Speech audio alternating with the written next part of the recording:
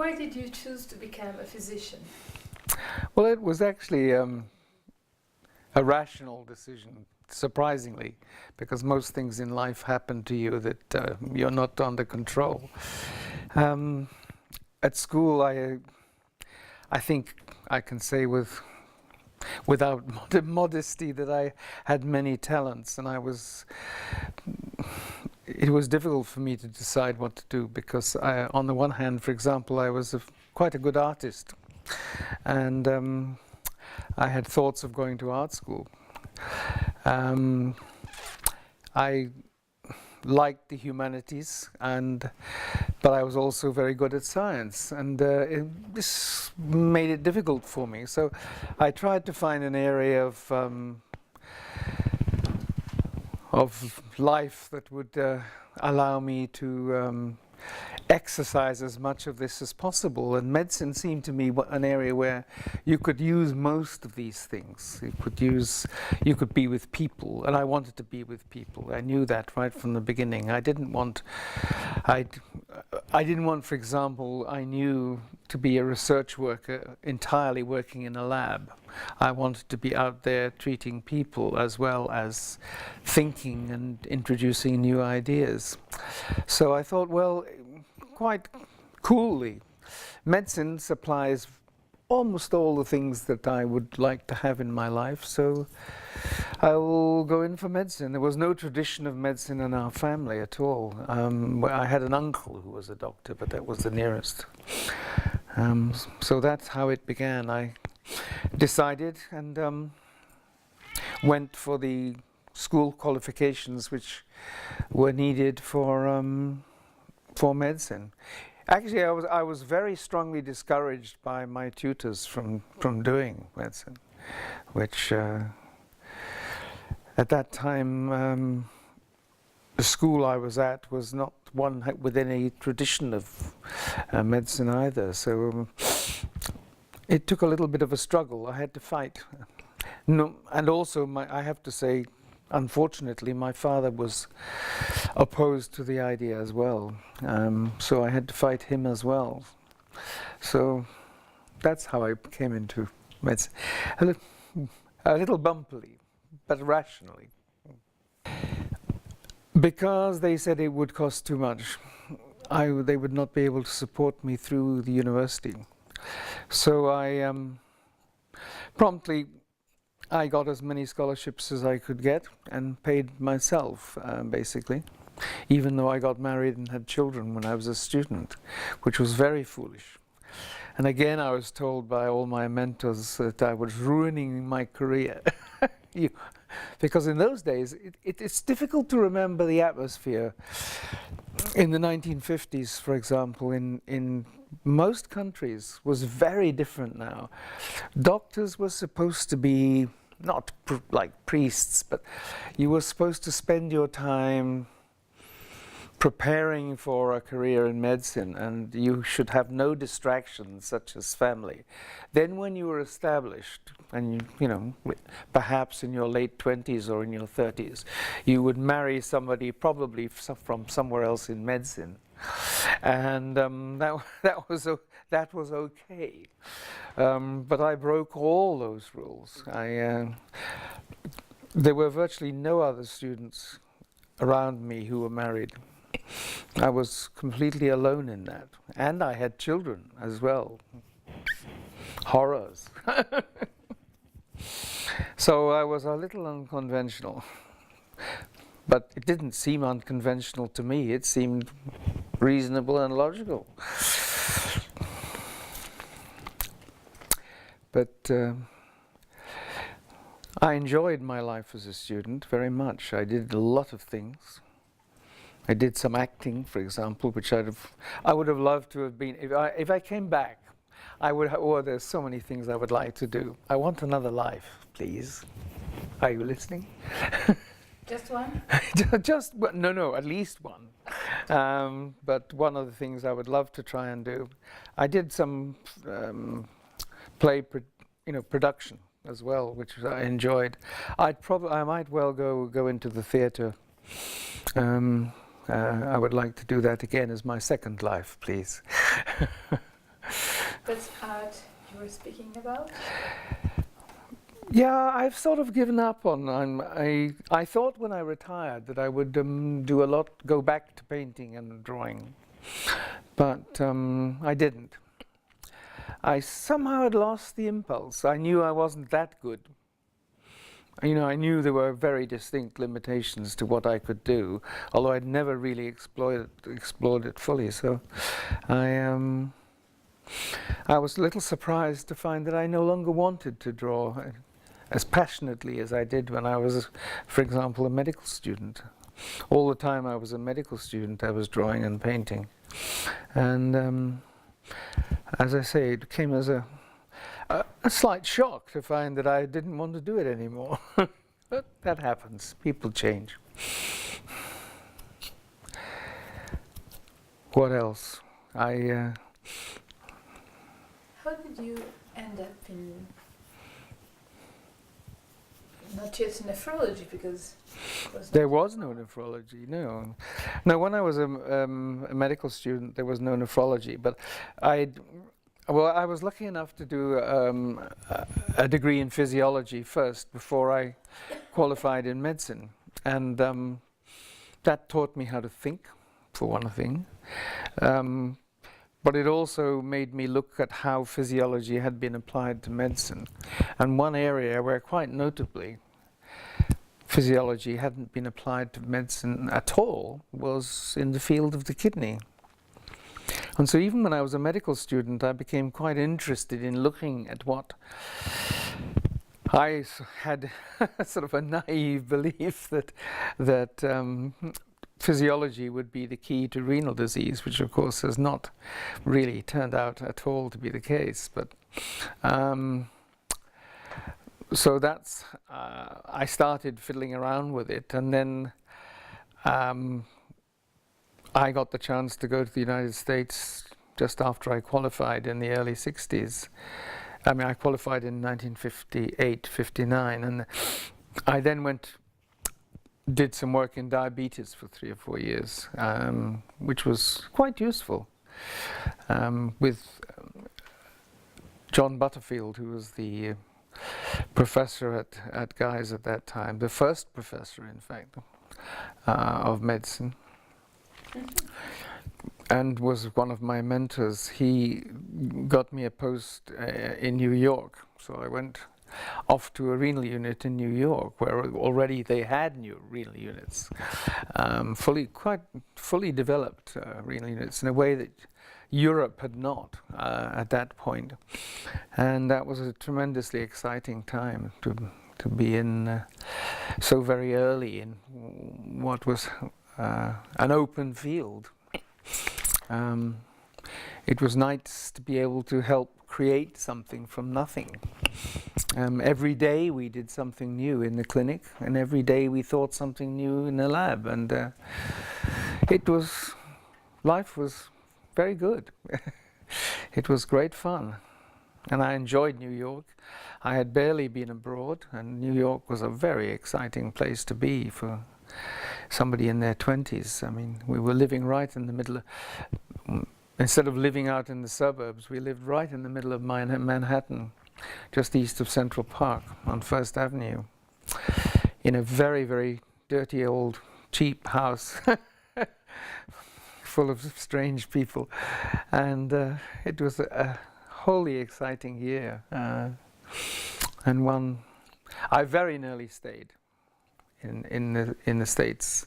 I had a number of offers, although the Fulbright scholarship I was on meant that I had to come back to the UK for a while. I couldn't do that, but I could have gone back again after a year, and there were a lot of reasons why I didn't, partly because some opportunities opened up in the UK. I mean, nephrology just began then, and at an extraordinarily early age, I was only 20-something, I was running a unit, creating, everything ourselves from scratch each day. Great fun. At that time, of course, I suppose the center of gravity in European nephrology was in Paris. And every May, the highlight of the year was to go to the Actualité and meet people from all over the world, including all over Europe, and all the French group with Jean Berger, of course, in charge, like a god, and that was great fun too. I developed a lot of contacts in France, and it made me realize that medicine truly was, as I already knew from being in the United States, an international enterprise. And I went on subsequently to meet and then to train people from countries virtually all over Europe, from Portugal to Greece. We had 250 people eventually trained in our unit from all these places. So everywhere we had a little colony. Whenever I traveled around, we could have a dinner of half a dozen of people who had been fellows with us or done some work with us or whatever. And that started really in Europe, in France, through, as I say, through the Actualité, because that was the lead. That was the international congress of the day. And then, of course, the EDTA was started up in 1964. I still have the pictures downstairs of the audience with me in it. There must have been 80 of us. It's difficult to remember now how tiny the enterprise was and how intimate it was as a result. There were so few people working in the area, and when we found something new or got some new bit of kit or a new idea, the communication then was old-fashioned. It was by telephone. And you rang up your friends and said, "Hey, I've had an idea. Why don't we do this, or this? Or I've managed to find out how on earth to make that happen in the bubble trap of this wretched dialyzer, which won't do what we wanted to do." It was a big family in many ways. The cohort of that period is really very close, and one of the sad things of recent years, of course, has been to lose a number of people from those periods. Make the same choices? Difficult question. As I said, I don't really believe that you make choices, and I think most things that are really important in your life happen entirely by accident. I honestly think, looking back on my life, I made very few decisions following the one to go into medicine that actually mattered, that things occurred to me that were accidental. I mean, just as one example, I came back from the United States full of ideas, full of energy, and came back to an extremely stagnant, slow, backward, old-fashioned hospital, Guy's hospital, my hospital, which and I thought to myself, I am never ever staying in this place. No way, you know. The only question is, how do I get out of here and when? But then a committee headed by Hugh de Wardner was convened by the government to look at this business of what on earth was going to happen to people dying of kidney failure when there was at least potentially a treatment available. And this recommended that a number of units be set up. And amazingly, it went very rapidly through the Department of Health and was implemented Absolutely fantastic. I didn't know how totally unusual or almost impossible that was. So suddenly there was the offer of a dialysis unit in my hospital, which obviously I would set up and run. We were already, of course, doing acute dialysis, but here was the opportunity of a long-term post. And I didn't really take it because it was a long-term post, but it just came out of the blue. But that accidental fact nailed me to stay at Guy's and to, I hope, change the place for the better for the next 30 years, which I had never ever intended to do. So that was just an example of how things accidentally happened to you. That was an exciting time too to start off, but a very sad time because we lost so many young people, especially when we were transplanting in the mid-60s. We didn't know what we were doing with the hugely powerful medicines we were giving to our patients in mostly grossly excessive doses, and we killed a lot of people. And I can still remember a number of them now, today. How many years? Well, I can't do the sum. Half a century later, I can still remember them.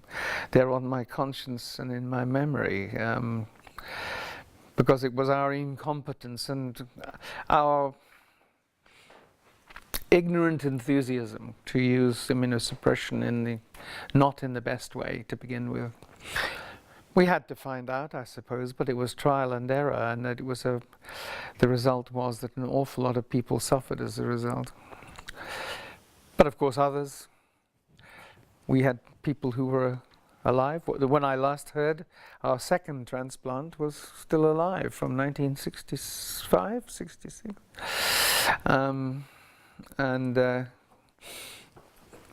So there were some successes to look, otherwise we would have given up.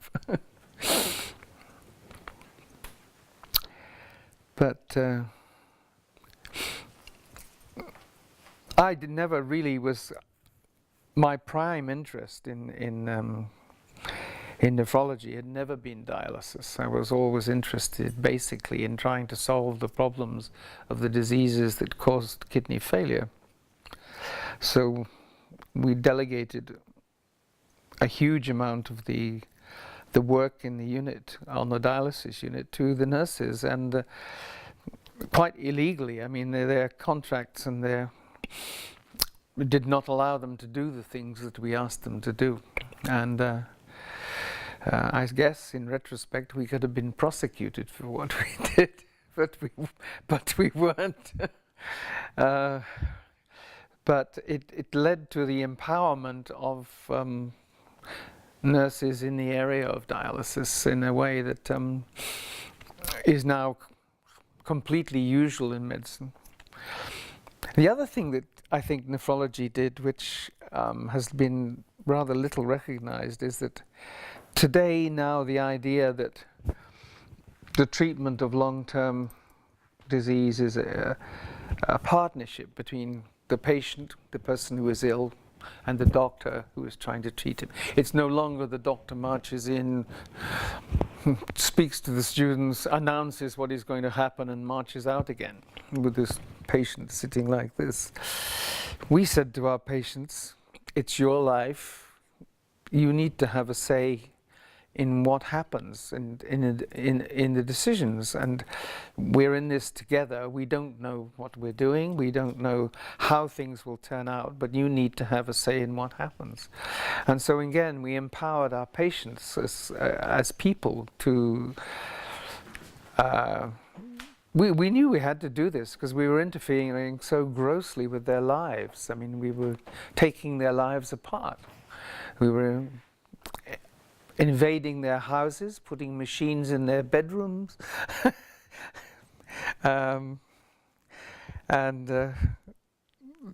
So we gave them the responsibility, if you like, or part of the responsibility, which was an unheard of idea in medicine at that time, but is now again a commonplace of how the doctor-patient relationship should be conducted.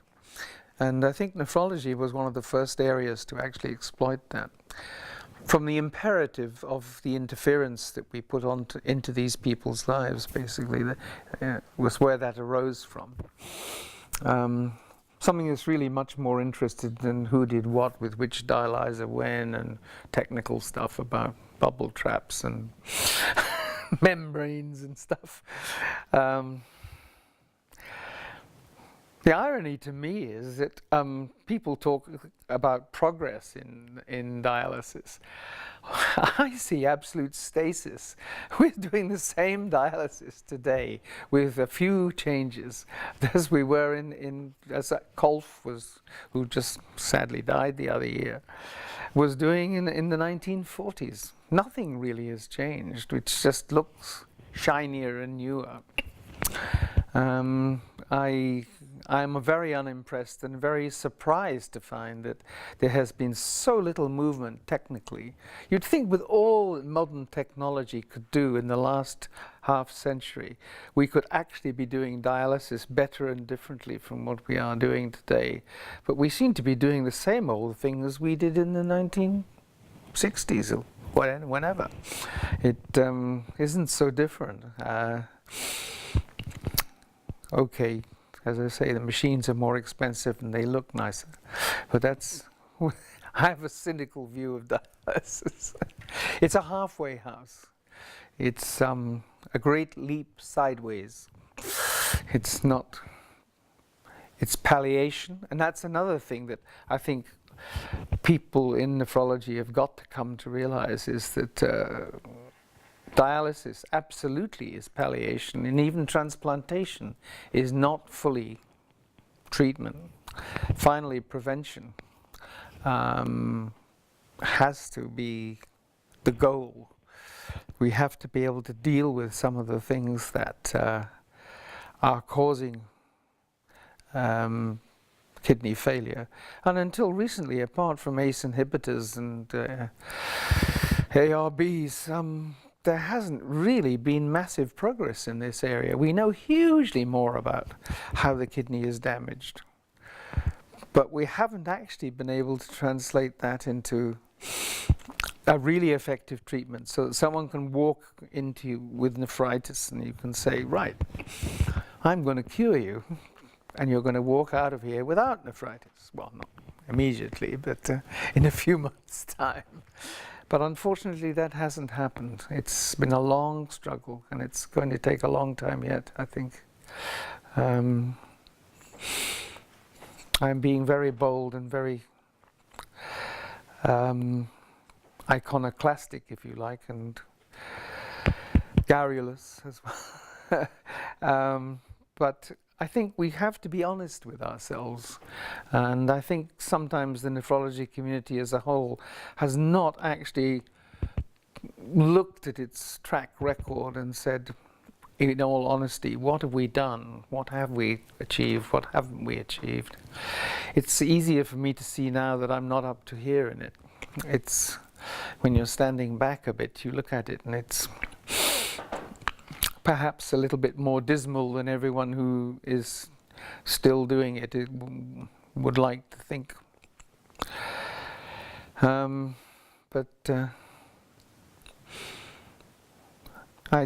think we have achieved some things. I don't think it's entirely negative, but I think we exaggerate what we've done.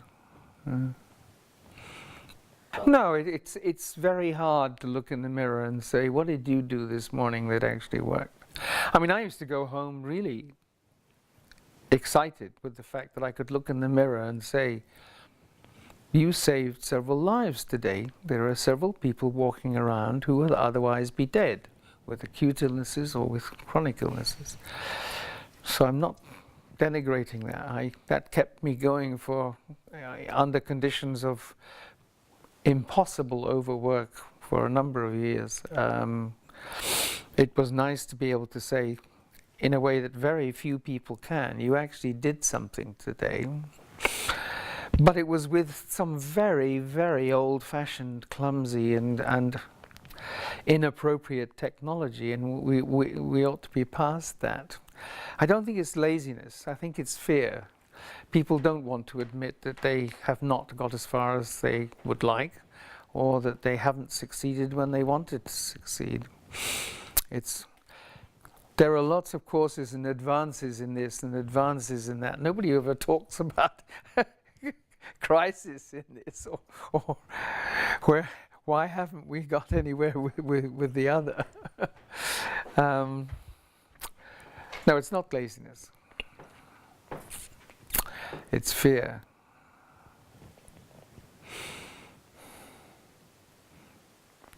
But understandable fear. And fear which I share. You don't want to say to yourself, I didn't do what I wanted to. But these are huge generalizations. Maybe I shouldn't be indulging in them.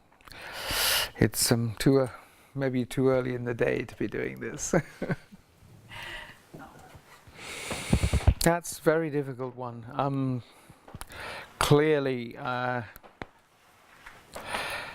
think we know where to look for the causes and of progression and the initiation of renal failure. And it is right down in the workings of the cell, there's no question about that. So I think I would have to go into the molecular biology, which was just developing when I've peeled out. And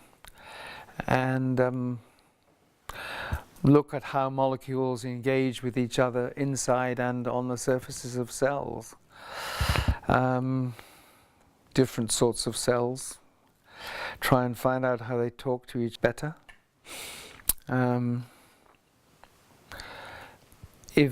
But I think clinical medicine still has questions to ask of us and to provoke us towards answers on occasions.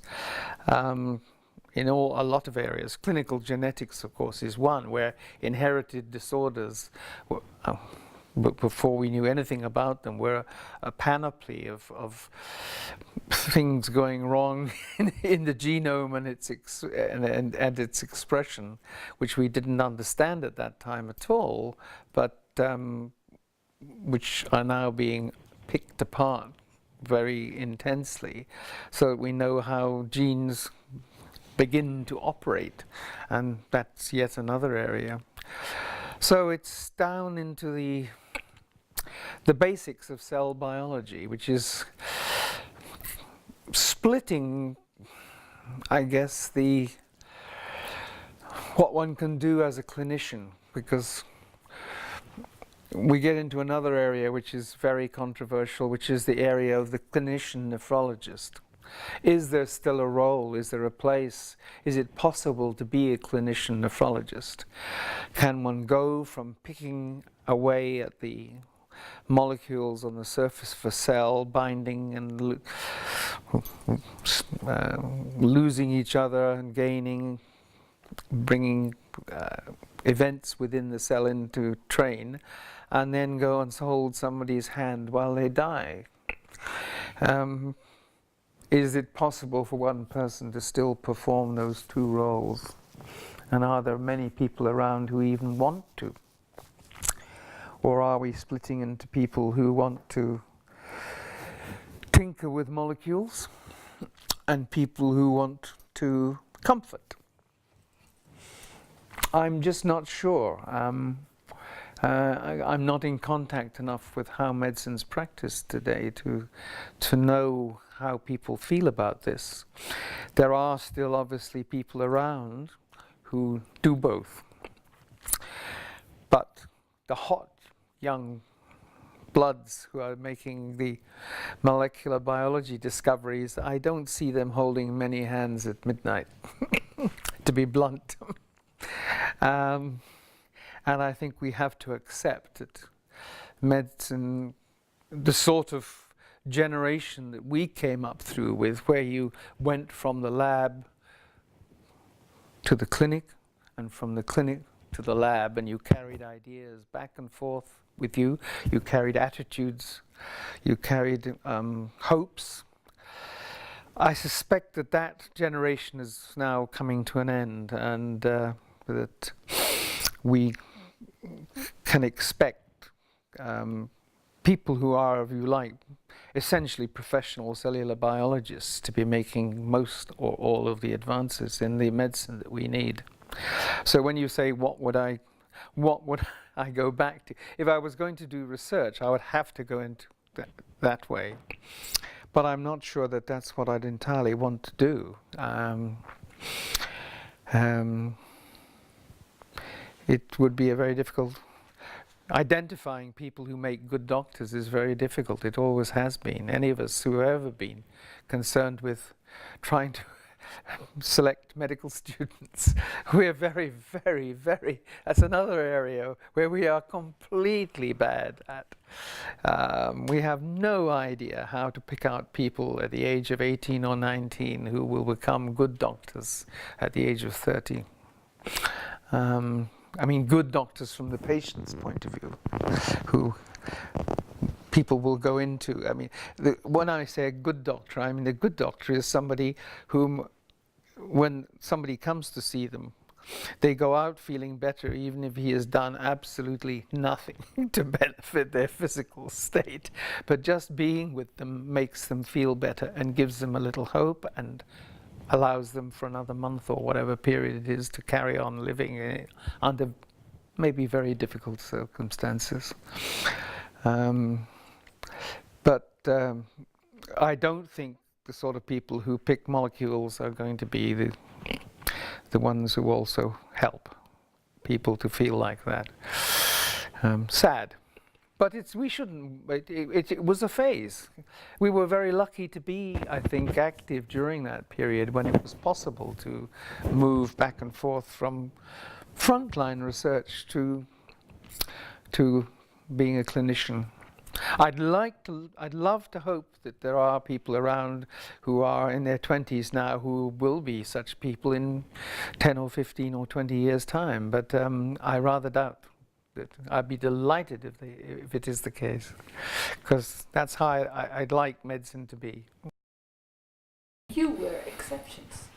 We were exceptions, yes. I think we were in a period when technology in the lab exploded and allowed us to do things, and although, as I said earlier, to a much more limited extent than we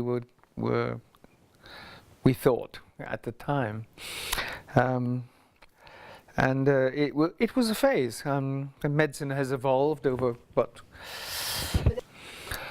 No. Well, nobody is like anybody else. Everyone is unique. Everyone is unique.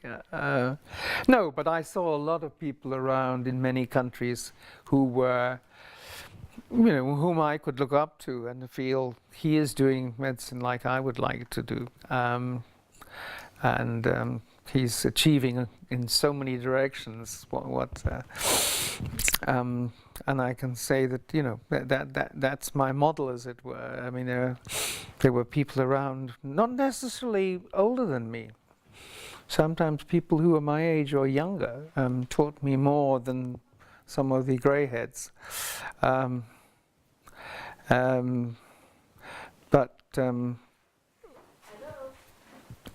I can hear voices. Sì. No, poi giocatela un po', poi fai delle cose così va benissimo, no? Queste robe così, non vedere questo. I remember in 1960 something I did some television. I ran a television program, in fact, for doctors. Sorry, I was. And you had to look straight at the camera, of course, and it looked like the camera lenses looked like the bottoms of 3 wine bottles, except that every so often the wine bottles would go like that. And you had to sort of talk to these wine bottles, and it was a very I mean, now people are quite used to talking to cameras because there's so many people have experience of it. But then it was absolutely, well, not new, but it was a bit new. Se poi posso prendere da fuori io. Yeah, it was basically, I was asked to undertake a project to study the effects of open broadcasting to doctors. You know, just open, without any restriction or coding or anything. And I was supposed to be doing the, you know, assessing, giving questionnaires to people who had not watched. But the way things are, I ended up doing the programs and introducing them. It was quite amusing, because I genuinely forget now how it came about that I had to do that. But it was a very interesting experience, and again, people kept saying to me, "Yeah, you're good at this. You should. Why don't you come into?" So I nearly ended up in medical television and medical journalism. But again, I thought this is no. I just stood back from it and said, "This is not really what I want to do." Also, the pressures of work the pressures at work of in the television studio were just ferocious. I thought medicine was tough, but these guys, everything was on a deadline, all the time people were tearing their guts out to get stuff ready for programs and to meet deadlines. And I thought to myself, could I really stand living like this? Do I want to? Well, I'll never see my family again. So I said no. And I didn't end up fronting one of the big programs. So that was a deliberate decision. I said that the deliberate decision didn't happen, but that's one that did. It's difficult when you're young to turn down things. There's so many things that people want you to do or you can do. There's so much choice. Who's this strange man outside?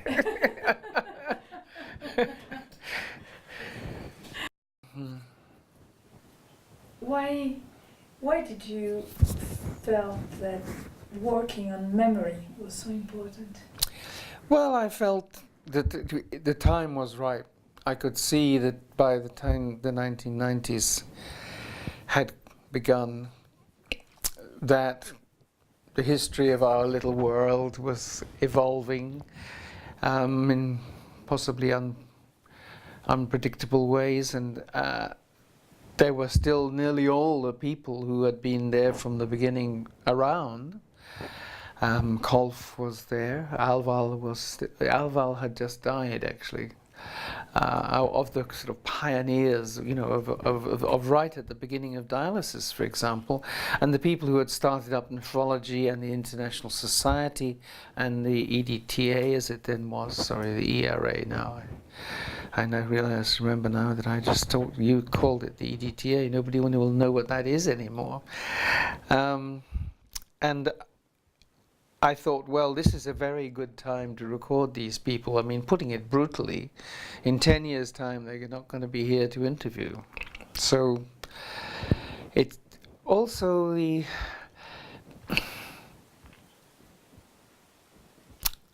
I had been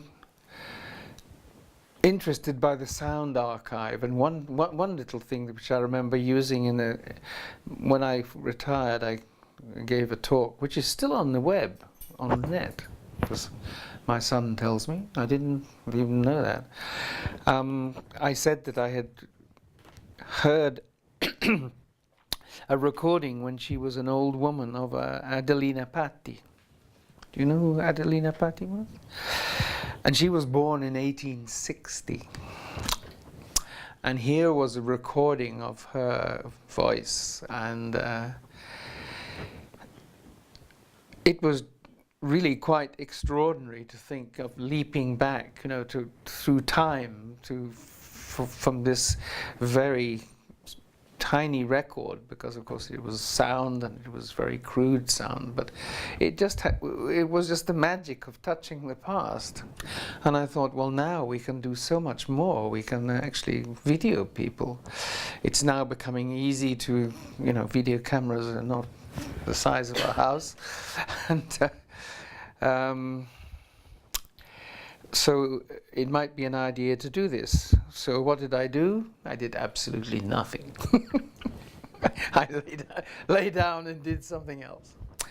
But Kim Soles, who was somebody I knew well, heard me talk about this idea. And it was he who came to me and said, we need to put this into flight. We need to put it off the ground and make it happen.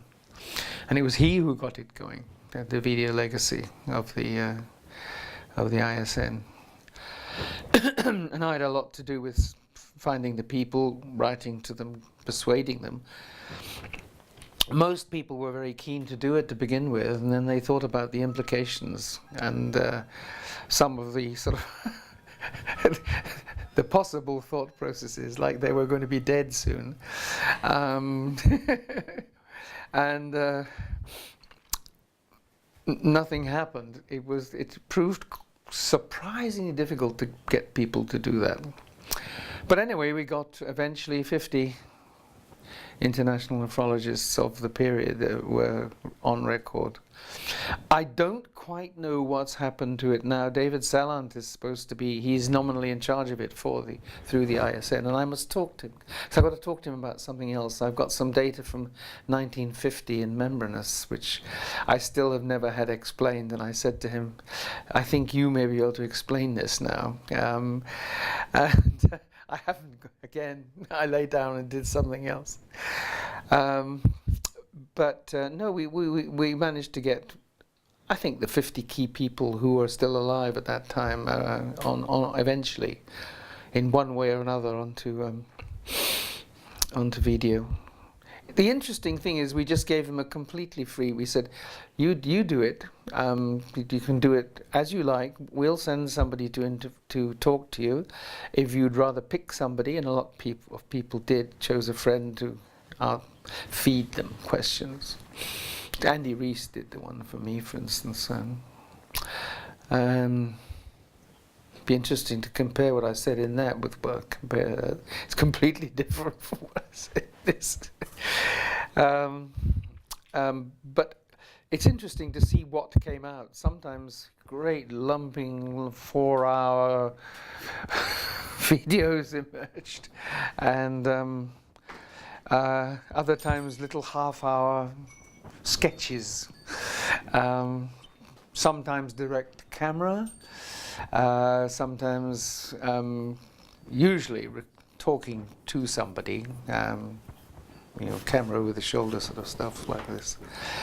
But it was quite interesting to see how people are given a completely free hand approach the idea of putting what they thought about life and nephrology down. No, it was Adelina Patti that was the origin of the Richiero legacy, because they had started issuing a series of records. There's a firm called Naxos, you may know it, which CDs. Remember CDs from the 1990s? They issued recordings of early opera singers, from early being anything before about the Second World War. You see Piccoli, for instance, is on the series at the back, and at the beginning, I suppose Adelina Patti must be the earliest, probably. And it included the guy who was the last castrati. You remember? I don't remember. He was singing. He was about 50 when he was singing this, so it's not very good, but it does give some idea of the quality of the voice, which is of interest to historians. course, they did that film, didn't they, with Farinelli? Farinelli. Yes, because they synthesized his voice, didn't they, from a castrato. God, what a barbarous business. I mean, how on earth, you know, how did it go on so long? And yet, all the composers wrote for the castrati. There was nobody who said, I'm not going to write for somebody who's been mutilated. There was nothing. As long as there was cash, I suppose. Anyway, they were issuing these as a big series. There must, I don't know how many dozen there are of these. Because there's a surprising archive of music from the first years of the 20th century. A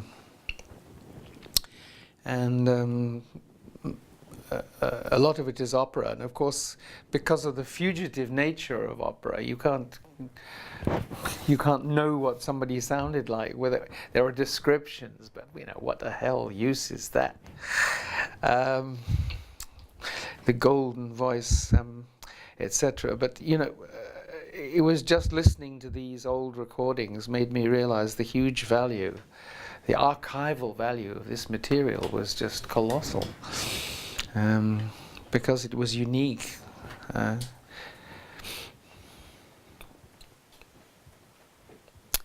Naxos, I don't know, they're still around. I've got lots of Naxos records. We can play one too. I must play you some. I've got a little Bose box, which is quite amazing considering it's just a single machine with no controls. In fact, funnily enough, on it at the moment is a CD of Renaissance Italian singing. Not choral, but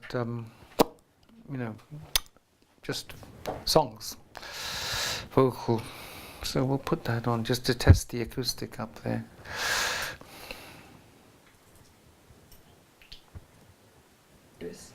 Masters. Well, I looked for the unconventional masters because I liked originality, and I always went for somebody who was doing something different if I could. Not necessarily because it was different, but because nearly always what was being done was inappropriate. You want me to name some of these name names? I mean, now it's not the names, but the flavors. The flavors. Well, no, I mean, we've touched on some of the topics. The idea of the autonomy of the patient. The idea of, I mean, we haven't talked about originality in research and how on earth it is fostered, which is another topic that people argue about. How do you identify original researchers and how do you foster them when so much of the machinery of science is designed to produce repetitive work which simply repeats for 90% of its span what is already known and then just adds a little 10% on top. And you don't want that. You want wild men who come out. And I said this, and I actually told the Wellcome Foundation this, and to some extent they more or less took up the suggestion, I think. My contact was Stan Peart, who was someone, P-E-A-R-T, who was one of my heroes, if you want names. I mean, he, apart from,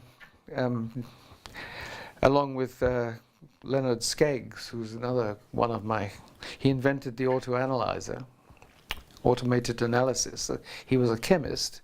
He described and purified ACE and sequenced angiotensin at the same time as Stan Peart, which is not a bad track record. He also became a millionaire because of the automated chemistry machinery he designed. I was never interested in money. I could see so many people around me who were, but that's another story. Where was I? I've forgotten what I was saying. Unconventional masters. Yes, well, Stan was one of them. Who really made who had new ideas. But no, I suggested he was on the welcome, and I said, every grant-giving body, every major national and local body should have a percentage of money. 5%, 10%, who knows? Something like that nobody's going to quarrel with, which you can call wild man money. This is for the ideas that are either going to be rubbish or they're going to win the next Nobel Prize or the Nobel Prize after that. And you can't tell the difference to begin with. The ideas that win Nobel Prizes sound like rubbish to begin with. So you want wild man money. You want some funds you can identify them and say, look, this one we'd normally dump in the trash can, but we will give him some money from our wild man fund, and he's got a year to pull this together, or whatever, or 2 years, and if he doesn't, and of course we'll waste 8/10 of that money, but the next 2/10 will win Nobel Prizes. And that's how research should be funded and performed. But of course it's not how it's done. I mean, people have jobs, they have families, they want to stay in position, they know what the boss is interested in, they know what he likes to hear, and so they give him exactly what he wants to hear. And people who argue with you are the ones you really want to wake up and say, aha, here's one that's worth having. I mean, I remember somebody saying to me I guess you know that everything you've just said in the last 5 minutes is rubbish. And I had to grin back at him and say, well, not quite, but yes. No, that's about conventionality, basically. That's how I've always seen it. I've never really discovered, I'm perfectly well aware I've never really discovered anything of great importance in my life. I've got 3 or 4 things, I think, that I introduced into nephrology that are worth having, but they're quite puny compared with the biggies. But I think most of what I've done is managed to influence people and teach. In other words, create a cadre of people of whom I'm extremely proud, because they are so bright and they have done so much. I think, well, I couldn't do it, but they have, and I like to think that I played some role in and it's interesting that quite often they sought me out rather than me seeking them out when it was a question of were they going to be a fellow or not. They wanted to come and work with us. Partly because it was fun. We were a very, very open-ended unit. I mean, not just myself, but my colleague Chisimog, who was a superb clinician. He was the diagnostic Sherlock Holmes of the unit. He would just say, there's something not right about this. And within usually 24 hours, he would have cracked the problem. And we'd all been going meh, meh, meh, meh, like sheep down into the wrong part of the. But he was also very relaxed and unconventional, and I think people got around in London that if you wanted to see a huge amount of clinical material, because we did have a vast clinical load pouring through, and learn a lot and have some fun and meet people, and it was good to have on your career, on your CV.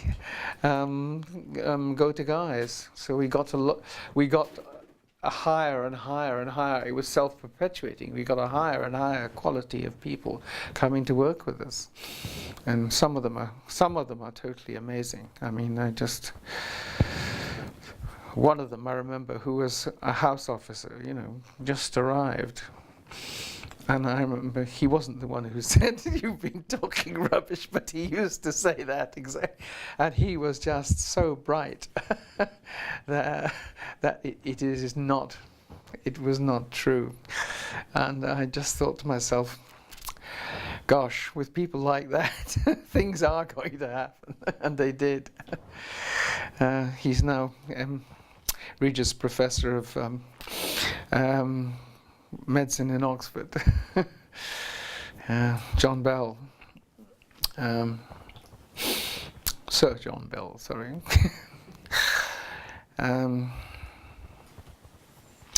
Yes, we have half a dozen Regius Professors in our little list. So, I mean, the thing I'm proud of is not what I discovered, which wasn't much, but the people I helped, and above all, the young people that I maybe helped form is far too strong a word, aided to find themselves as thinkers and researchers, and to be critical thinkers, and not just follow down the usual tracks. It's a very simple message, but it doesn't get much of a profile. Do you know what? I'd buy that. I think that's exactly what we were trying to do, to bring out what's inside the person. And I mean, and some people of modest abilities actually did some very, very good things. I'm not saying that ours was the only group of people doing this. That would be ludicrous. But for a while in Britain, I think certainly, actually, I mean, and it's carried on. I'm not giving the impression that it all stopped when I retired. I mean, it's guys. Steve Sachs has put together a transplantation unit second to none. I mean, it's recognized. It's now, in terms of, I suppose, funding, it's the major unit in the UK in transplantation research. So it's gone on. It hasn't stopped. It's still zipping through the sky. But we still haven't got tolerance. Tolerance, immunological tolerance. I mean, not social tolerance. Well, that too is not. We could do with both. But I can remember the excitement when these iconic pictures of the mouse, the white mouse with the black graft to which it was tolerant, and that was 1951, 53. I can't remember the excitement at that. And yet, 60 years later, we still do not have tolerance in humans. I mean, tolerance occurs despite us in our transplant recipients, which is the annoying thing. It happens to our patients under our noses, and we cannot find out what is happening and why it's happening and what the mechanism is yet. It's extraordinarily annoying. If there was one of the biggest, if I had to say what the biggest unsolved problem at the moment is, it would be to me the acquisition, the controlled acquisition of tolerance in humans would be the thing that we most need right now. Forget membranous nephropathy.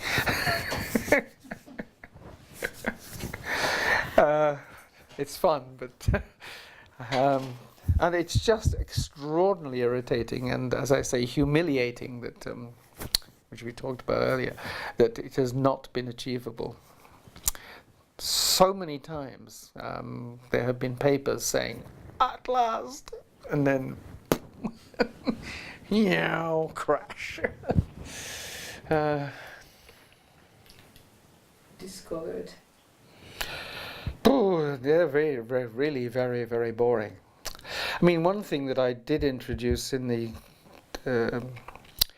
60s and early 70s was, we take for granted now that we have descriptions of how to handle our outcome data for everything from trials to, there are diagrams and every journal you open has a similar set of diagrams which are derived basically from life table analysis. Life table analysis was nothing new. It was available in 1910. Only it wasn't in medicine, it was in the insurance industry. So the mathematics and the technology of that took a long time to transfer into medicine, and when it did, it transferred in the cancer units. And the cancer doctors started using it to describe what happened to a group of patients. Now that sounds like something so stupidly simple. But without it, you've only got to read the papers before about 1960. People trying to summarize what happened to their patients, and by saying, so many of them are dead and so many are alive and what have you, that the elegance of the life table way of presenting data was immediately obvious, but it took an awful long time to come to us. I mean, we got it through, first of all, cancer, and then because of the immunologists in transplantation mixed with the cancer doctors, the transplanters started using it, and then finally it made its way into clinical nephrology, and I think we were the people who introduced it. The idea of a Venn diagram and Boolean logic was completely unknown up till 1970 in nephrology. And again, I think it's so simple, hematuria, hypertension, renal failure, and 3 little circles over each other. But it was so simple, but nobody had done it, and so that was one. The other one, which I've been lazy all my life, I'm afraid, and one of the things I did with some of my best data was not publish it, but present it at papers. And once I'd got rid of the excitement of telling people about it, I didn't want to sit down and write some 10-page epic for JCI or whatever. I mean, it was utterly boring. So I just went on to something else. I was a butterfly, as I said in my retirement speech. I went from flower to flower to flower, having fun. But one set of data that from the early 1970s, we showed that the prognosis of patients with nephritis was dependent on their proteinuria, not on their histological diagnosis. Up until that point, everyone believed that the histology, if you knew the histology, you would be able to predict the prognosis. And in fact, what we showed was that if you grouped the patients by the degree of proteinuria, that's what dominated their prognosis and not their histology. The histology was irrelevant, and it was what proteinuria wiped out the differences in the histology, now that was completely, utterly unorthodox, and it's an idea that has dominated, of course, the last 15 years, thinking about how to manipulate both proteinuria as a toxic substance in the evolution of renal failure. We never got around to actually saying that proteinuria damages the kidney, and that irritates me. We were so close. We actually thought it, but we didn't actually say it anywhere. But we did actually publish the proteinuria data, but in the proceedings of a congress, where of course it gets buried. Nobody reads proceedings of congresses. What was the third one? Modest little contribution. Do you know, I don't remember anymore. I'll remember later. I'm getting tired, I suppose. My memory is getting bad as well. That's one of the awful things about age, is you start forgetting things. Well, no, it's not that. It's just that, stupid things that you want to remember. As I said, I can remember the name of Monsieur Goujon, who fought with the British and lived in Cazoul in the south of France in the 1960s. Why should I remember that when it's of no importance? And yet I can't remember things which I am desperately anxious to find. You get more and more of these, chap, what's his name? And then so-and-so described, and then there was yeah, you know, what's his name? And, and you realize people are looking at you and you think, maybe I should shut up before I put my foot straight in my mouth. It's horribly easy. Now, everybody forgets as they get older, but it's, well, I don't have to talk to the subject of forgetting as a disease. It's too close to home. So, tell us a story. A story? Oh, that's one I haven't ever been asked in an interview. I'm not sure I can do that. I'm just trying to think of how many stories do I know? I must know lots of stories. But they've fled from my brain. It ought to be a story with a moral in the beginning, and then be interesting, and I'm not sure I can do that. Maybe I'm not a storyteller.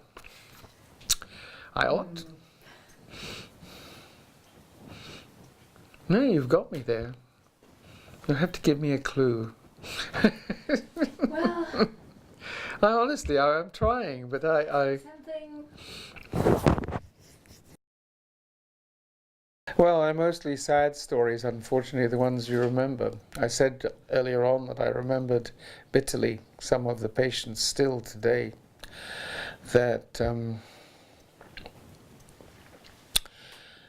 we, not murdered would be too strong a word, but we inadvertently killed trying to learn how to use immunosuppressants in the 60s, both for primary renal disease, I have to say, and that leads me to this, because I just happened to have been speaking to the mother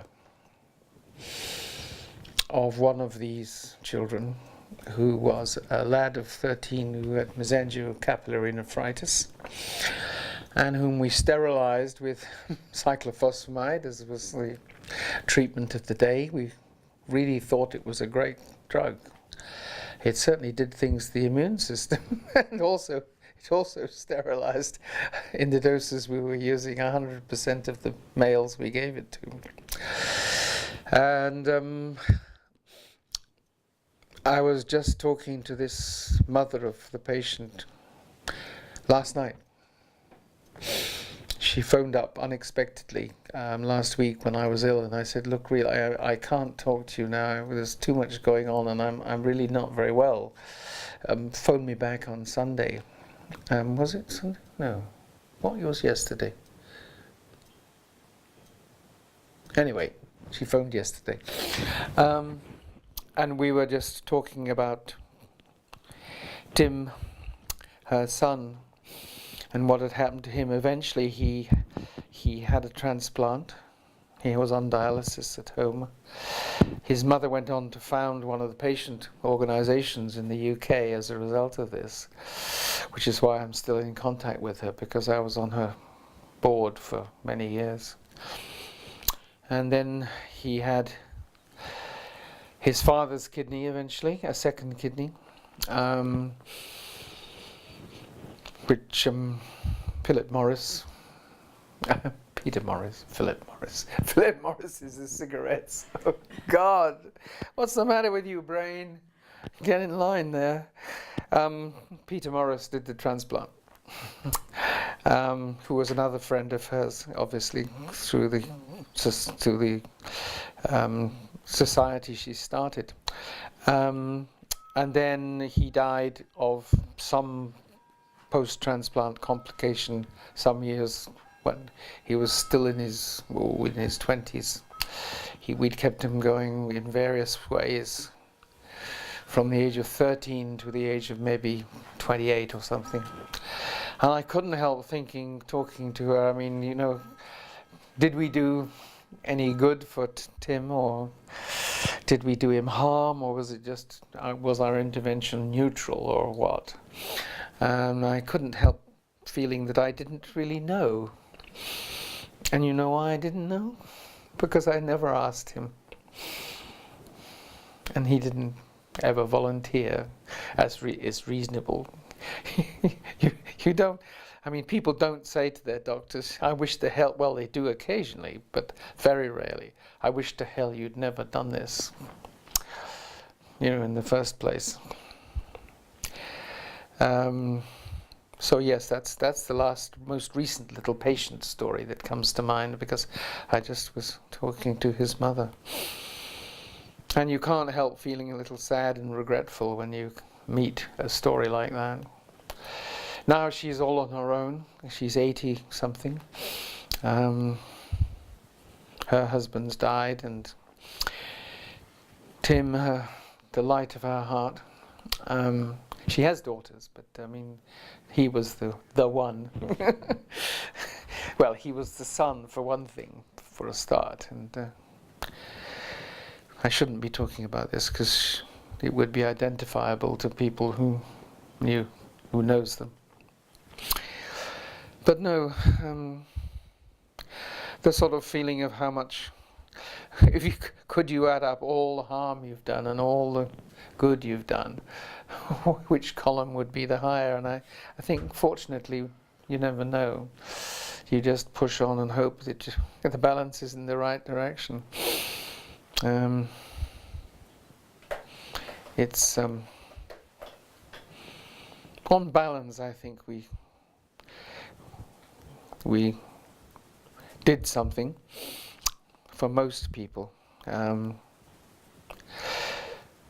mean, one of the things that I've learned a lot from, of course, is becoming, since I retired, I was a doctor until I retired, and then I became a patient. A professional patient, unfortunately, with multiple diseases and God had been very kind to me up until that point. I'd had virtually nothing wrong with me during my life, and then suddenly the roof fell in, and I just went from one disaster to another, and it was as every doctor finds, it's the overwhelming feeling is always, why didn't this happen to me earlier, so I could have passed on what I know from my experience as a patient. There are things that I really know now that I thought I knew before, but it doesn't work out that way. The sequence was completely wrong.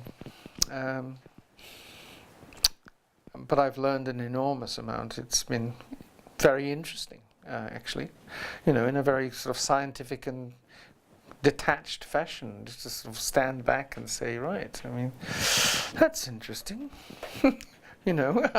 I would have thought at this point I'd be absolutely scared stiff, but I'm not.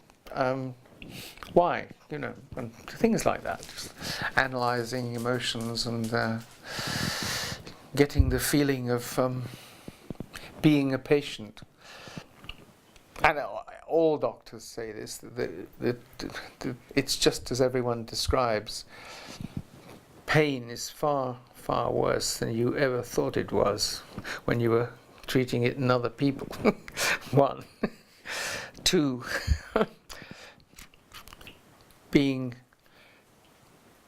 having something that you don't know, and you know that you can't control, and you're not sure that they can control, is very, very frightening.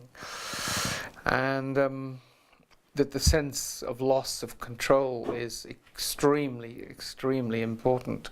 The feeling that, things are happening to you, that you are nowhere near being able to have any idea what's going on, or to put any limit on them yourself, and you feel completely helpless. You're sort of giving up, and the only thing to do is to say, right, I can't fight this. Please, I'm going to be a patient. Help me. And these are terribly, terribly, terribly simple lessons, but and they're all ones that I thought I knew, but I didn't know them in the depth that I do now. And this is nothing new. I mean, I haven't bothered to write all my experiences down. I've sometimes thought about it, but not thousands, but hundreds of doctors have. There used to even be a little column in one of the medical journals. I think it was called My Illness or something. It was just about, but it was just the interesting thing is how similar they all were. They were all boringly the same. Everybody said the same things, which I've just said. Doctors are no different from anybody else. I don't know if they make bad patients. I can't speak to that. That's not something I can be examined on. I suspect they do. They know too much. And they argue. I try not to. I just say, yes, I'll do it. As long as it works. No, it's an interesting experience to step from one side of the relationship to the other. Quite suddenly. Really very suddenly. And remain there for several years on the other side of the fence, struggling with all sorts of things. But interesting. I mean, when you stop having new experiences, you're dead, obviously. And it was all new experience. And very, very, as I say, very educative. I wish it had happened. Everyone should be issued with an illness kit at the age of 20-something to make them good doctors.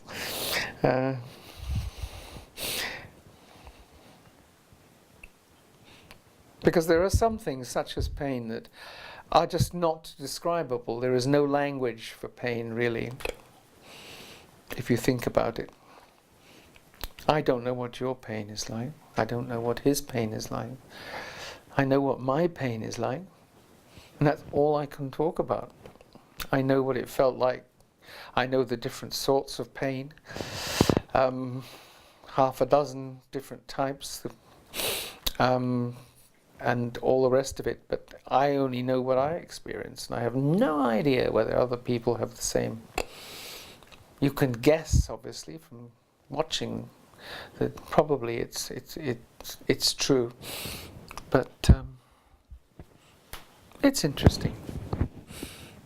I mean, you have to go on learning. I think I'm still learning, still writing.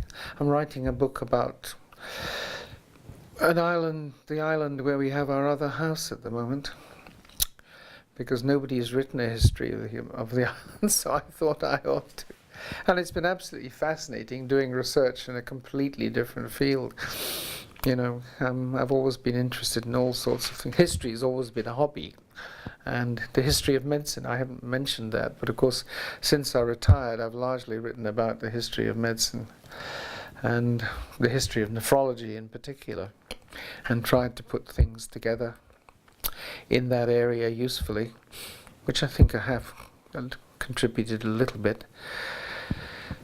Like trying to put together all the papers that have been written in the area into one bibliography, which is, again, boringly simple, but it wasn't there and it wasn't available and couldn't easily, even with modern technology, be looked up, because it was a curiously scattered literature, from everything from sociology journals to medical journals.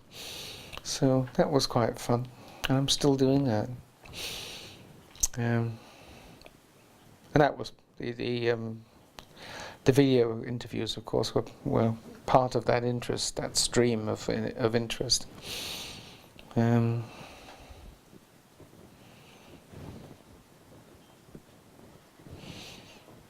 more? Well,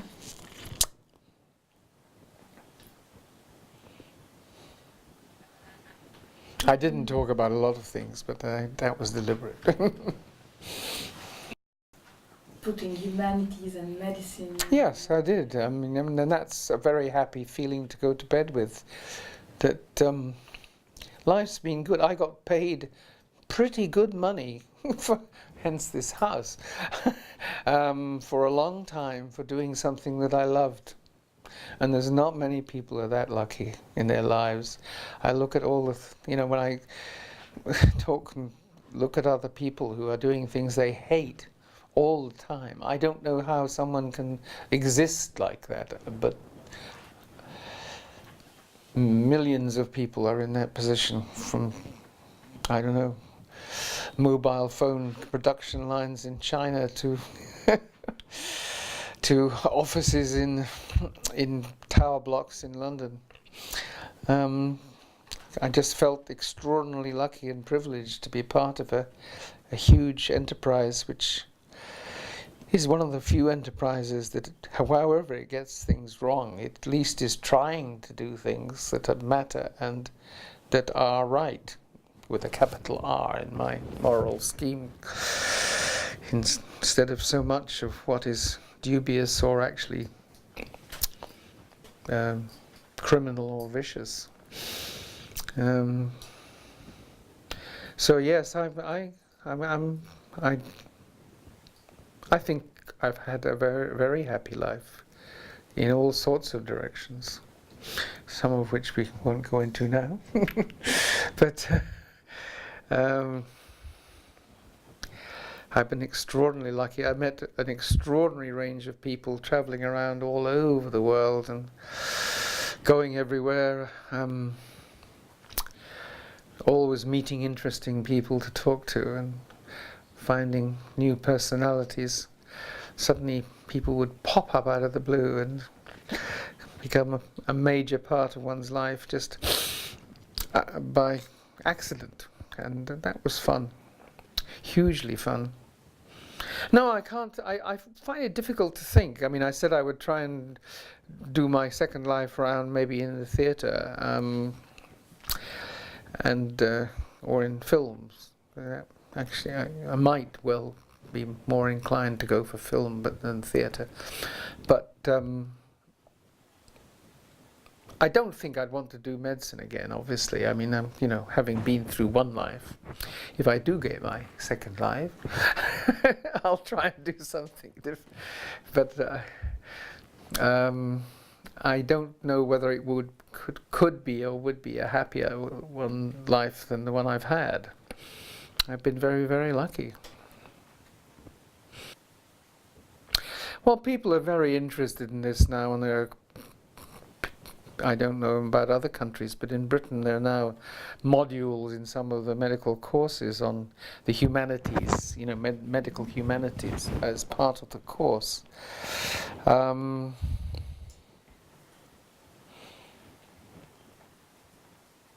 Well, of course, there's been a huge spin-off from practicing doctors in terms of writing, from Chekhov to Somerset Maugham, whom you probably won't know. He's not that famous outside the UK. And he's not that good either. He's not in Chekhov's league. But anyway, that's another story.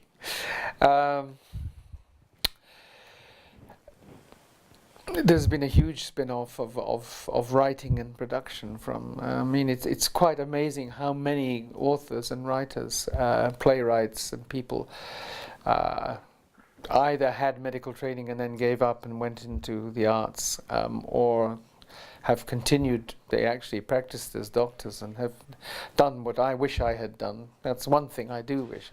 I wish I had done more creative writing, and I seem to be able to write well, and I haven't used that as much as I could have.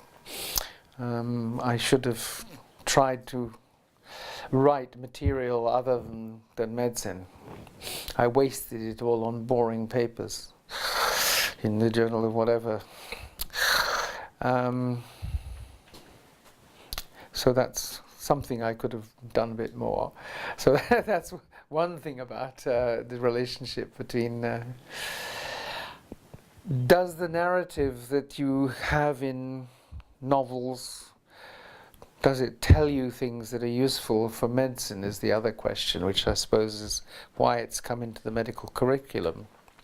And of course, people are now very interested in narrative medicine rather than the sort of scientifically descriptive medicine that I was brought up in.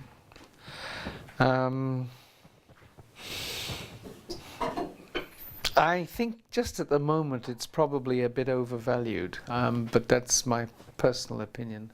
I'm glad it's happened because it needed to rebalance some of the thinking in the area, but to try and treat each patient as having a story which begins and through their illness story. How useful is that being? I'm not sure.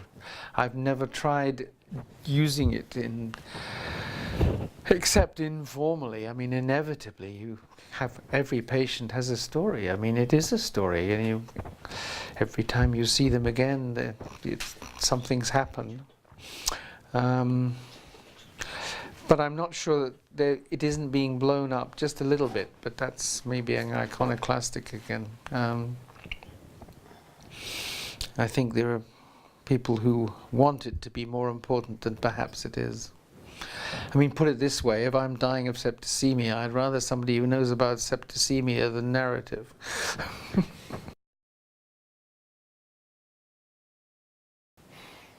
How do you mean poetry? I mean, I'm not quite clear what you mean by... That's where I want you.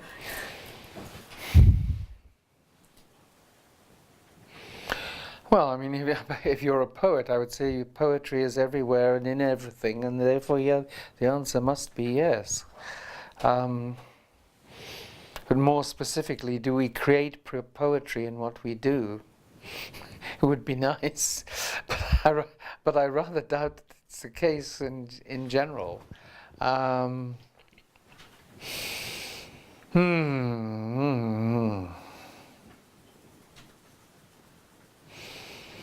You might as well ask, do we create plays out of what we do? I suppose poetry is about compression.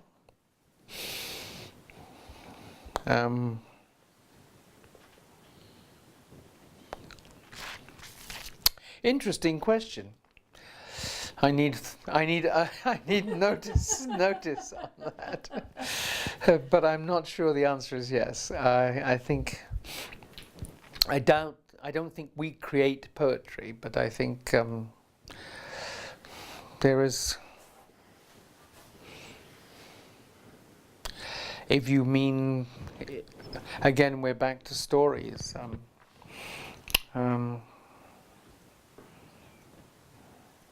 Everything that happens in somebody's life is a poem, if you like. But it's not what most people would call poetry. I don't know. I've never researched how people define poetry. We must look it up, see what the dictionary says. I don't actually know. How do you tell poetry from... Most people would say it rhymes. But that's a bit reductionist, I think.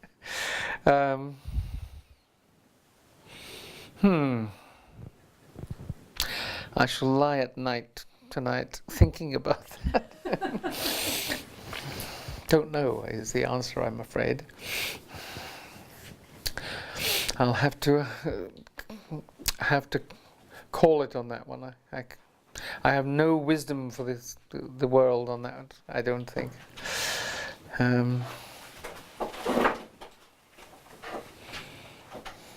Go on asking the question and see what you get. Well, it's a very disconcerting question. I mean, it's very...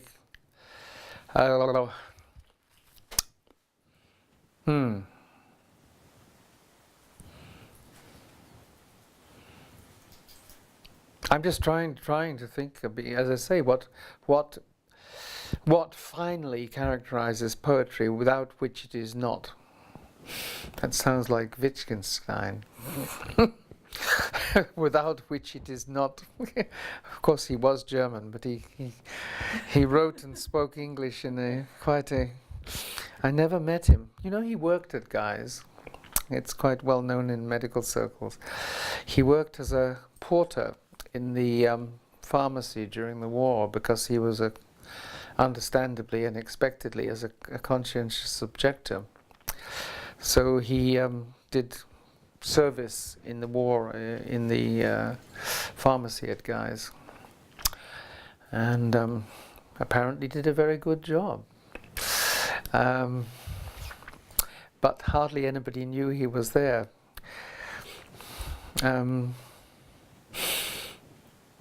Very strange man, but very interesting. Everyone speaks of him with absolute awe,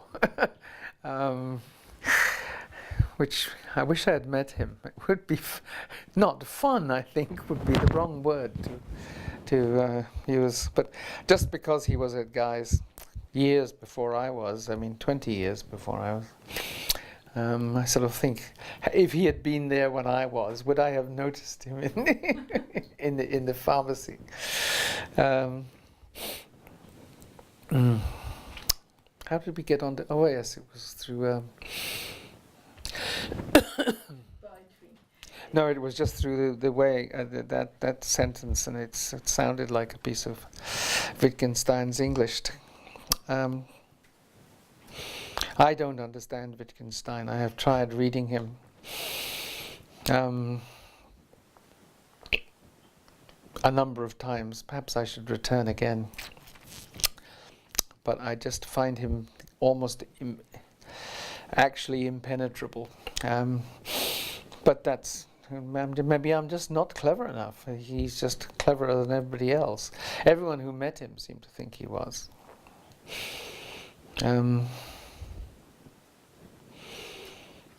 Anyway, that's one little tiny byway of medical history. I think they should do something else first.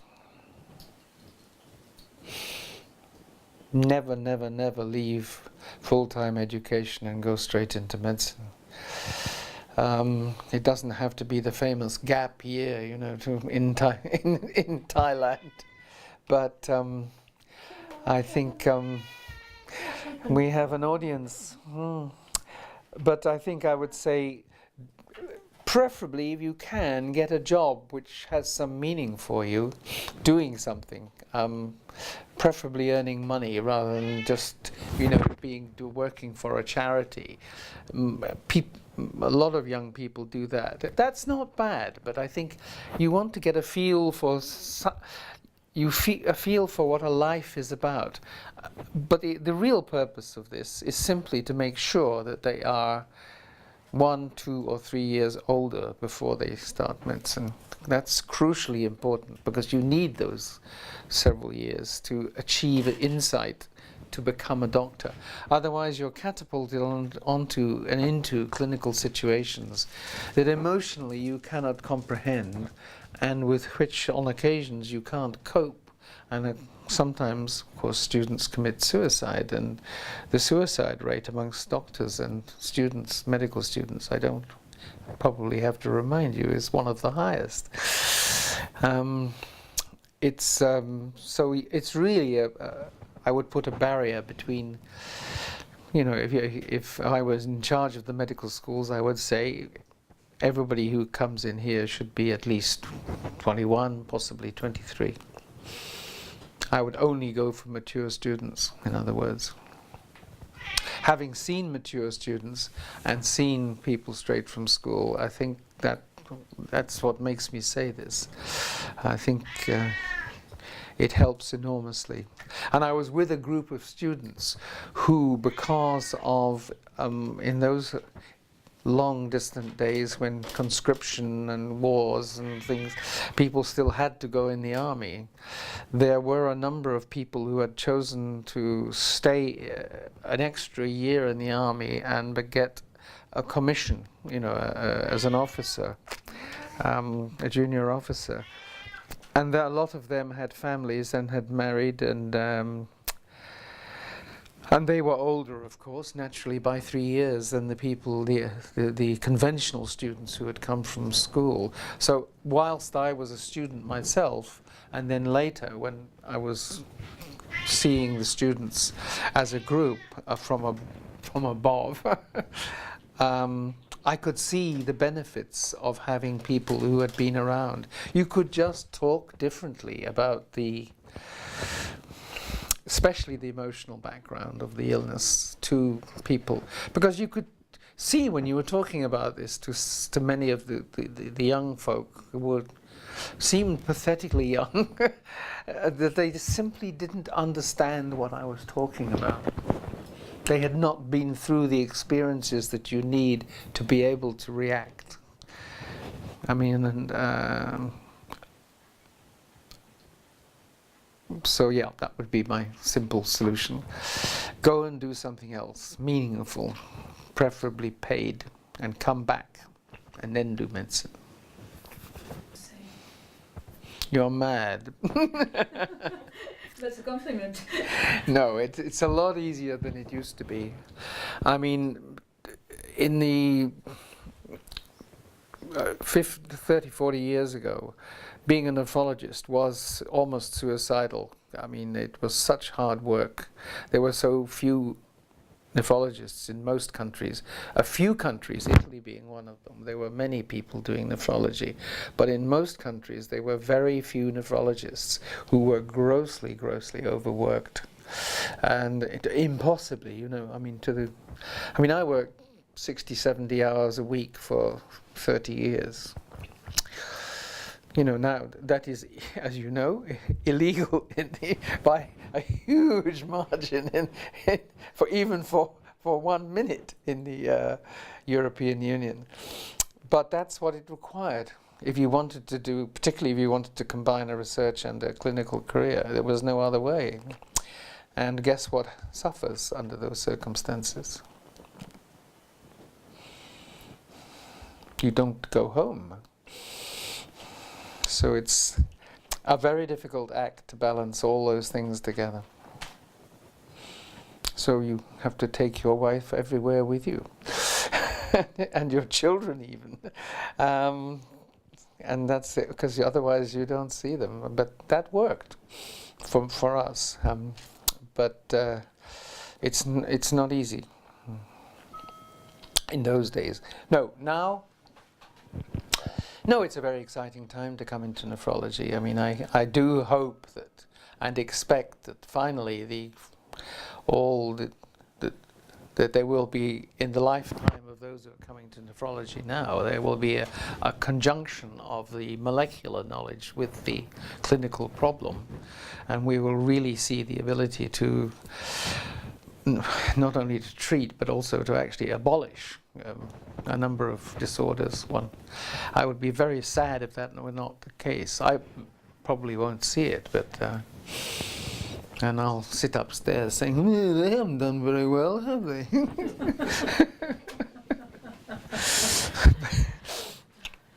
But no, it's fun. It's one of the best areas of medicine, and above all, I think it is one of the last areas where general medicine is really important. The other thing I say to people who want to go into nephrology is, before you go into nephrology, make sure you are an absolutely ace general physician. Not just good, but really, really good. In depth.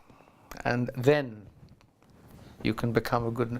I used to say this to every person who came into our unit. They all wanted to learn nephrology, and I said, stand back. Before you can even begin to be a half-decent nephrologist, you've got to be a superb general physician, because this is one of the last areas where you will meet anything and everything.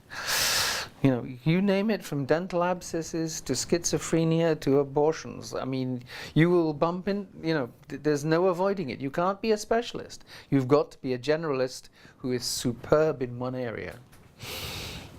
And so that's the other bit. Learn to be a make sure, because now in many countries people are being catapulted through into nephrology knowing no medicine at all.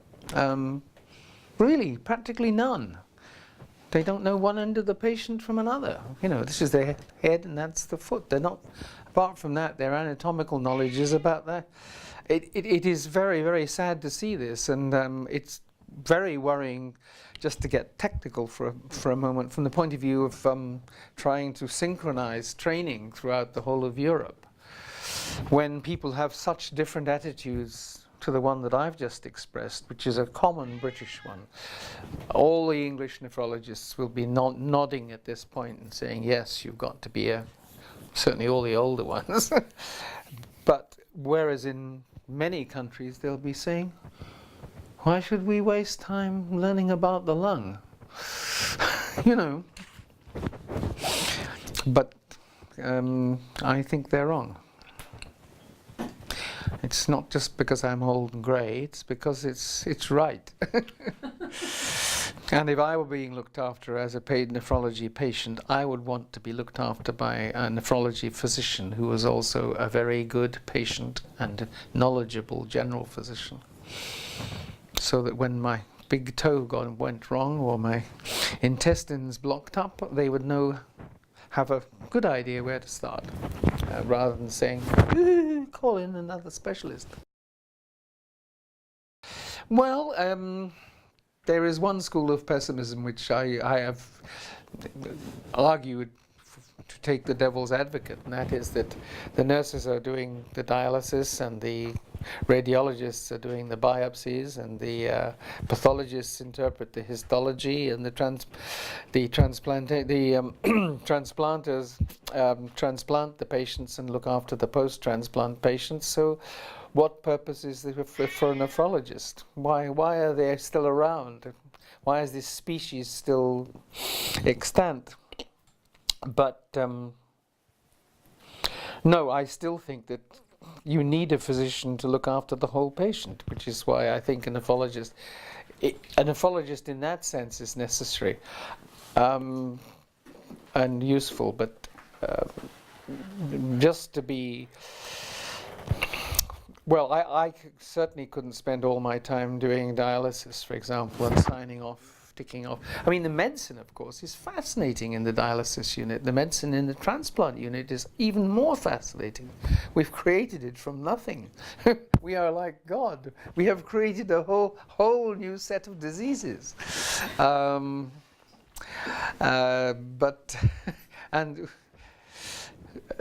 So there's still a need for somebody to look after all this. Now, I don't see it as dying. But it's getting into equilibrium. I think despite the huge increase in diabetes and diabetic nephropathy, which is, I suppose, if you said, what's the biggest task in front of us apart from tolerance? I would say diabetes, because it is really turning into an absolute nightmare in every country, not just in developing countries as well as in developed countries.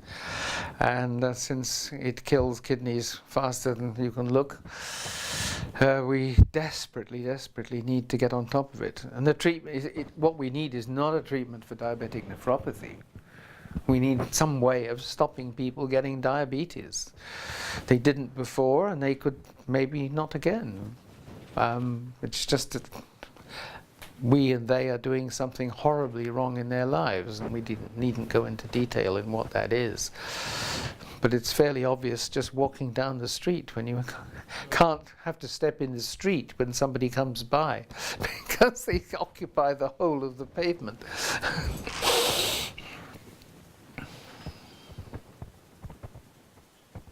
Okay. I think friendship and respect are hugely important. I mean, it's what the Americans call collegiality, which a word I hate. But that's what they mean. They mean people who respect each other and who are good friends.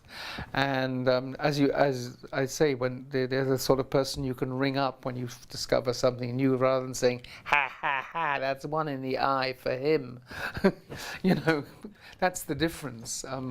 No, I think it is very important. I think it's important in every human endeavor. I don't know anything that you cannot operate without having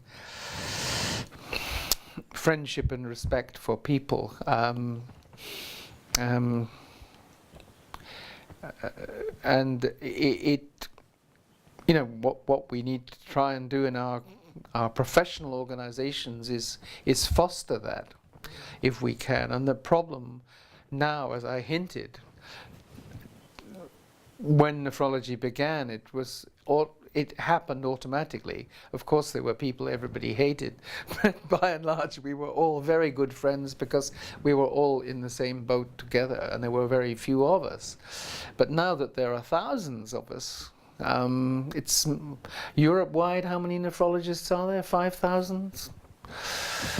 Well, the membership is 5,000, but that, of course, includes people outside Europe. So say there's 4,000 nephrologists in Europe at the moment.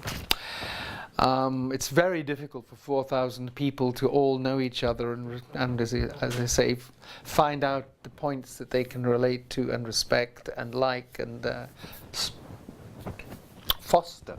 It's a positive thing, and I having said that this is what our professional bodies should do, I have really no idea how you do that, because basically the problem is this problem of scale.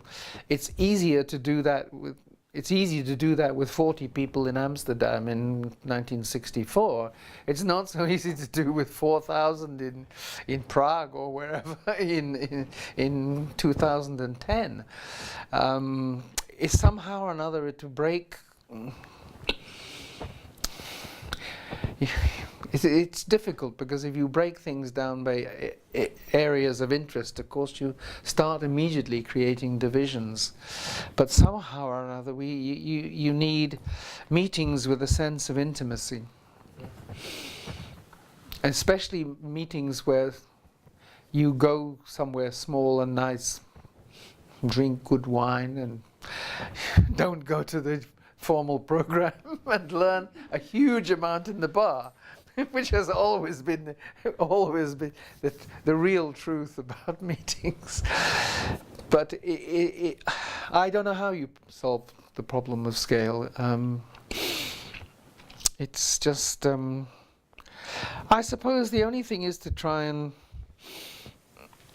The ISN, I think, has some good ideas on this in terms of their sister units. You know, this has to do with improving nephrology in developing countries, but there's no reason why you shouldn't have 2 units within Europe which are highly developed, having a special relation. Normally these grow and fade according to interests. You know, if you're doing stuff that Doncho Kayaski is interested in, and you get to know Doncho, and you know him, and he's great, and it's fun to be with him, and you go to Vienna and he comes to wherever you are, and you know that happens. It's part of the moving. I suppose. Does that need fostering, or should it? I mean, certainly it should. There shouldn't be obstructions in its way.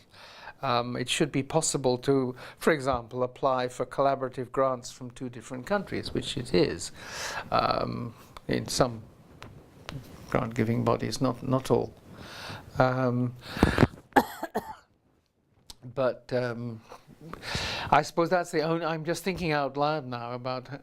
That's the only way you can, is to try and open up areas of interest and try and get networks, if you like. It is networking basically that I'm talking about, I guess, and that's certainly not new. It's as old as the Greeks.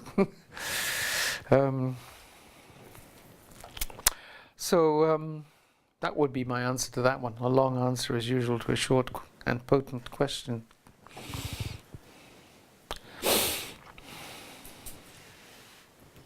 Anything else we didn't cover that you wanted to? Well, thank you all for coming. I hope I haven't talked rubbish, because I had to confess to you that I am not feeling at my best at the moment. I'm way below par. I am tired and I'm ill and I'm also forgetful at the moment, because I mean during the illness I was not thinking straight, and it persisted for some days and is still there to a small extent. I had diplopia when I think I got some encephalitis when I was ill. Va bene? Benissimo, bellissimo. No, I mean technically. I was asking the technicians. Molto bene.